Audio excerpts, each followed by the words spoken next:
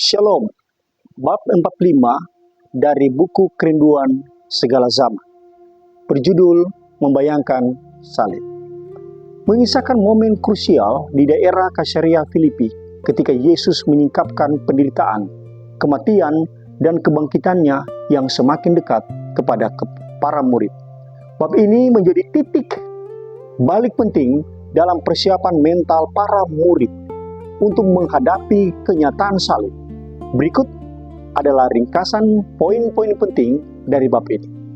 1. Pengakuan agung di Kaisarea Filipi. Di daerah utara dekat Kaisarea Filipi, jauh dari kerumunan orang banyak, Yesus menarik diri bersama murid untuk berdoa dan memberikan instruksi khusus. Yesus mengajukan pertanyaan kepada mereka. Kata orang, siapakah anak manusia itu? Para murid menyampaikan berbagai pendapat masyarakat.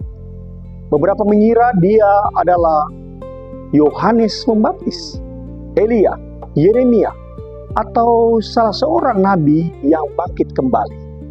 Lalu Yesus menguji mereka secara pribadi. Tetapi apa katamu? Siapakah aku ini? Simon Petrus mewakili para murid memberikan pengakuan iman yang bersejarah. Engkau adalah Mesias, anak Allah yang hidup. Yesus menegaskan bahwa pengakuan ini bukan berasal dari daging dan darah, pemikiran manusia biasa, melainkan diwahyukan langsung oleh Bapa yang di sorga. 2. Batu karang dan landasan gereja. Merespon pengakuan Petrus, Yesus menyatakan, engkau adalah Petrus atau Petros dalam bahasa Yunani, batu kecil, dan di atas batu karang Petra dalam bahasa Yunani, batu karang yang kokoh. Aku akan mendirikan jemaatku dan alam maut tidak akan menguasainya. Ellen G. White menjelaskan makna penting dari pernyataan ini. Batu karang sejati, batu karang Petra itu yang menjadi landasan gereja bukanlah Petrus secara pribadi atau manusia yang lemah dan bisa jatuh, melainkan Kristus sendiri serta pengakuan iman akan keilahiannya sebagai anak Allah.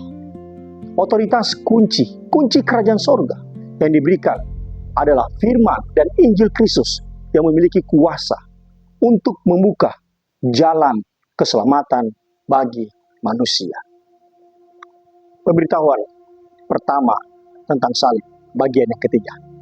Setelah iman para murid dikuatkan melalui pengakuan tersebut, Yesus mulai berbicara secara terbuka, menyingkapkan hal yang selama ini membayangi pelayanannya.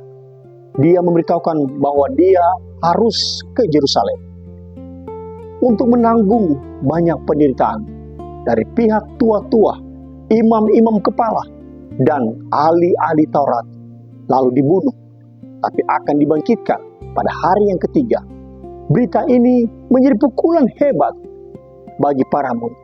Konsep mereka tentang Mesias masih sangat dipengaruhi oleh impian populer bangsa Yahudi. Seorang raja yang akan naik tahta megah dan menaklukkan kerajaan Roma, bukan seorang Mesias yang menderita dan mati dicambuk. Poin yang keempat, teguran Petrus dan jawaban keras Yesus. Petrus baru saja dipuji atas pengakuannya, tidak sanggup menerima pikiran bahwa gurunya akan menderita mati.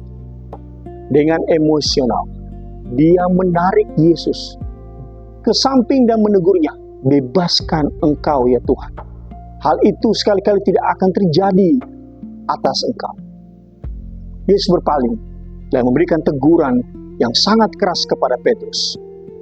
Penyalah iblis, engkau suatu batu sandungan bagiku, sebab engkau bukan memikirkan apa yang dipikirkan Allah, melainkan apa yang dipikirkan manusia. Yesus melihat bahwa di balik ucapan kasih sayang manusia Petrus, terdapat godaan setan yang mencoba berpaling dari jalan pengorbanan salib. Godaan yang sama yang pernah dihadapi Yesus di padang gurun. Poin yang kelima, syarat menjadi murid Kristus. Menutup bab ini, Yesus menegaskan syarat mutlak bagi siapa saja yang ingin mengikutinya. Setiap orang yang mau mengikuti aku, ia harus menyangkal diri, memikul salib, dan mengikuti aku. Ellen G. White menekankan bahwa memikul salib berarti menyerahkan kehendak diri, membuang ambisi, mementingkan diri sendiri, dan bersedia menanggung penderitaan demi kebenaran.